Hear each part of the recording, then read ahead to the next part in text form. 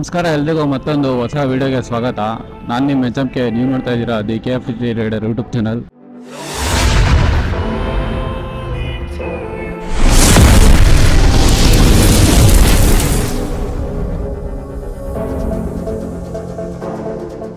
ಮೊನ್ನೆ ರೀಸೆಂಟಾಗಿ ಅದು ಮೈಲೇಜ್ ಟೆಸ್ಟ್ ಮಾಡಿಬಿಟ್ಟು ಎಲ್ಲೂ ಬೈಕೇ ಹತ್ತಿಲ್ಲ. ಇನ್ನು ಈ ಸಂಡೇ ಅಂತೂ ಇವತ್ತಂತೂ ಇಲ್ಲ. ಇನ್ನು ನೆಕ್ಸ್ಟ್ ಸಂಡೇಯಿಂದ ಎಲ್ಲಾದರೂ ಫುಲ್ಲು ರೈಡ್ ಹೋಗಿ ಪ್ಲ್ಯಾನ್ ಮಾಡಬೇಕು. ಫ್ರೆಂಡಿಗೆ ಹೋಗ್ಬಂದು ಕಾಯ್ತಾ ಇದ್ದೀನಿ, ಬೈಕ್ ರಿವ್ಯೂ ಮಾಡೋಣ ಅಂತ.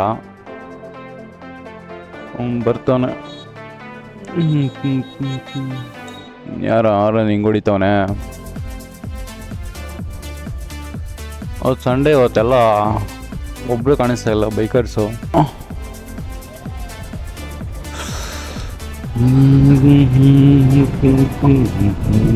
ನಡಿ ನಡಿ ನಡಿ ನಡಿ.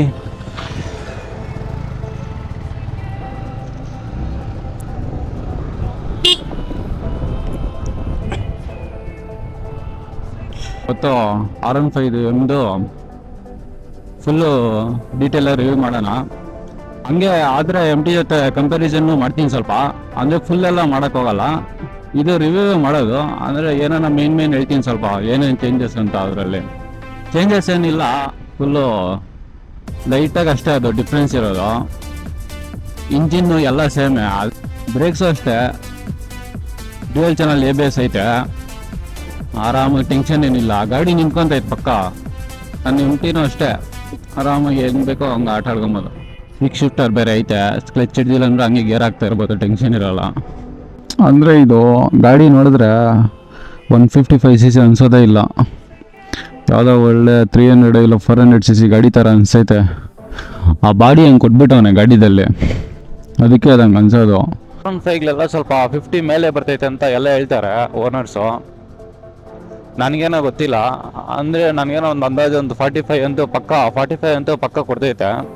ಇವಾಗ ಇದರಲ್ಲಿ ಮೀಟರ್ ರೀಡಿಂಗಲ್ಲಿ 46 ತೋರಿಸ್ತೈತೆ. ಮತ್ತು ಇಲ್ಲಿ ಬಟನ್ಸ್ ಎಲ್ಲ ಇಲ್ಲೇ ಐತೆ, ಇಲ್ಲೇ ಅದು ಅಲ್ಲೇನಿಲ್ಲ ಬಟನ್ಸ್ ನಮ್ಗೆ MT ಥರ ಎಲ್ಲ ಇಲ್ಲೇ ಕೈಯಾಗೆ.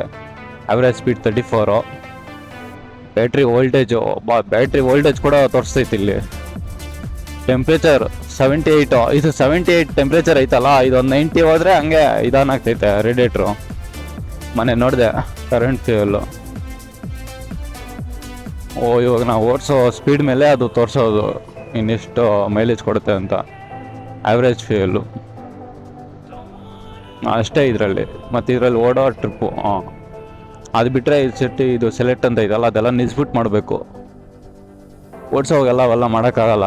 ಅಂದರೆ ಇದು ಒಂಥರ ಮಿನಿ ರಾಕೆಟ್ ಇದ್ದಂಗೆ. ಇವಾಗ MT ಎಲ್ಲ ಫುಲ್ ಮಿನಿ ರಾಕೆಟ್ ಥರ ಹೆಂಗೈತೆ ಟಾರ್ಕ್ ಎಲ್ಲ ಸೇಮ್ ಹಂಗೆ ಇರೋದು. ಸಸ್ಪೆನ್ಷನ್ ಅಷ್ಟೇ, ಅದೇನು ಸ್ಟಿಫ್ ಆಗೇನಿಲ್ಲ. ಹಿಂದ್ಗಡೆ ಮಾತ್ರ ಹೆವಿ ಫ್ಲೆಕ್ಸಿಬಲ್ ಐತೆ. ಮುಂದೆ UHD ಗೊತ್ತಲ್ಲ, ಅದು UHD ಅಂದರೆ ಸ್ಟಿಫೇ ಅದು. ಅಂದರೆ ಇದು ಹೈವೇಗಳಿಗೆಲ್ಲ ಫುಲ್ಲು ಸಕ್ಕತ್ತಾಗಿರ್ತೈತೆ. 155cc ಇಂಜಿನ್ಗೆ ಈ ಥರ ಪವರು, ಈ ಥರ ಫೀಚರ್ಸ್ ಎಲ್ಲ ಕೊಡೋದಂದರೆ ಯಮಹದವ್ರೊಬ್ಬರೇ. Features, dual channel ABS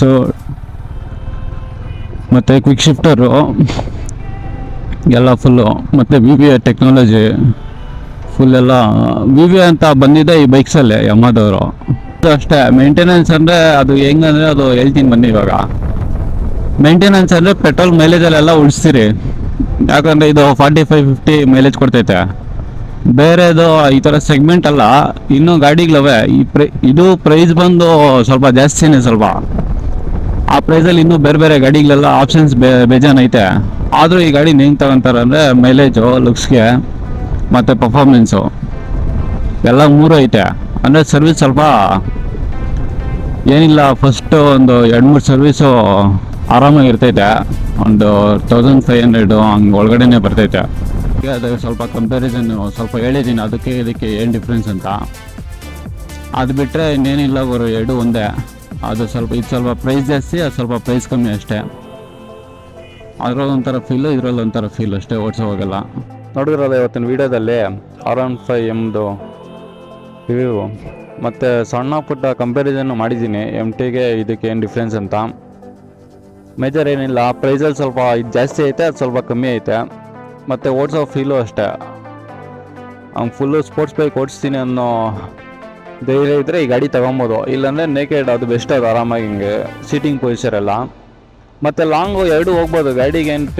155 cc ಅಂತೇನು ಇದೇನಿಲ್ಲ, ಪವರು ಎಲ್ಲ ಐತೆ, ಆರಾಮಾಗಿ ಓಡಿಸ್ಕೊಬೋದು. ಸೊ ವಿಡಿಯೋ ಇಷ್ಟ ಆಗಿದ್ರೆ ಲೈಕ್ ಮಾಡಿ, ಶೇರ್ ಮಾಡಿ, ಕಮೆಂಟ್ ಮಾಡಿ. ಹಾಗೆ ಇನ್ನೂ ಇದೇ ಥರ ವೀಡಿಯೋಸ್ಗೋಸ್ಕರ ನನ್ನ ಚಾನಲ್ನ ಸಬ್ಸ್ಕ್ರೈಬ್ ಮಾಡ್ಕೊಳ್ಳಿ. ಇದೇ ಥರ ಇನ್ನೊಂದು ವೀಡಿಯೋದಲ್ಲಿ ಸಿಗ್ತೀನಿ. ಓಕೆ ಫ್ರೆಂಡ್ಸ್, ಬಾಯ್.